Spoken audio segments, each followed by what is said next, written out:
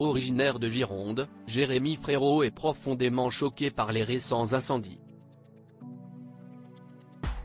Alors qu'il a dû quitter en catastrophe sa maison, située à la Teste de Buch, le chanteur a accepté de se confier dans les colonnes du Parisien. En colère, il a déploré « Il ne faut pas croire que cela n'arrive qu'aux autres. Voilà, on y est, on n'est pas objectif, mais on a l'impression que si est le plus bel endroit de France qui est en train de partir en fumée sous nos yeux depuis une semaine. De le voir cramer, si est hallucinant. » Il a ajouté ensuite. Hier, depuis le chemin qui mène à chez moi, je voyais les flammes de la forêt, cela grossissait et cette nuit, on a dû évacuer, il y avait trop de fumée, c'était intenable. Cela rentrait dans la maison, impossible de s'endormir, on a eu peur de s'intoxiquer et de ne jamais se réveiller. Ayant 3 enfants, Jérémy Frérot et leur Manodou ont pris les devants en quittant leur maison avant que le maire de la ville ne demande à toute la zone d'évacuer.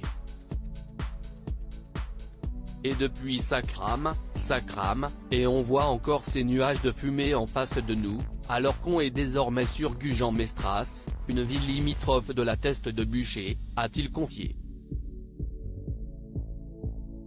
Ami avec des pompiers, le chanteur a assuré que ces derniers lui donnaient des infos horribles. Ce mardi a été une journée affreuse, car on sent qu'il était impuissant et dégoûté de ne rien pouvoir faire, si est très dur.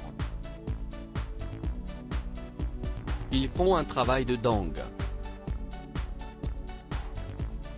Alors qu'il essaye de sensibiliser sur le réchauffement climatique depuis quelques années, Jérémy Frérot a glissé « Certains m'ont déjà répondu, si est bien joli, mais on n'a pas de preuves, rien n'est concret. »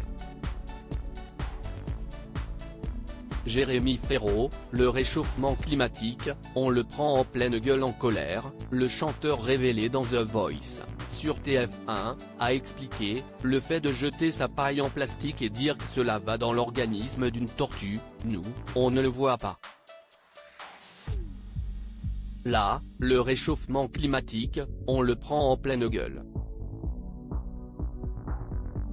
Hier, on ressentait 50 degrés Celsius comme température, et il faisait officiellement 43 degrés Celsius, si est le record historique de la ville, c'était intenable dans le sud du bassin d'Arcachon.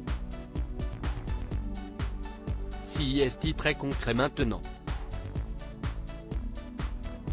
Après avoir assuré que ces énormes chaleurs sont plus que problématiques, Jérémy Frérot a ajouté « Ici, avant cela, on n'avait jamais vu d'incendie, ni mes parents, ni ma grand-mère.